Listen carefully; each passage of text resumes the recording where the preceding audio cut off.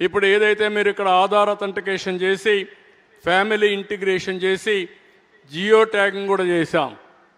రేపు ఏదైనా వరద వస్తే కలెక్టర్లు ఎవరు ఎత్తుక్కునే పని లేదు.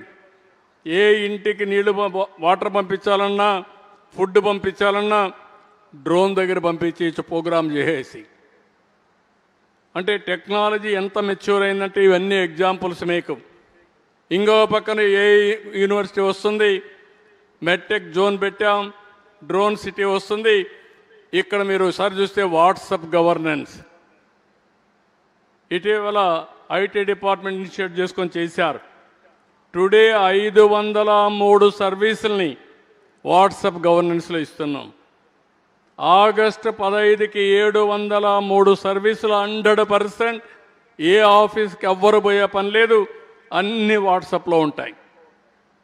ఇది మీరు ఒకసారి చూస్తే ఎప్పుడూ జరగనటువంటి వినూత్నమైన ఆలోచన చేశాం.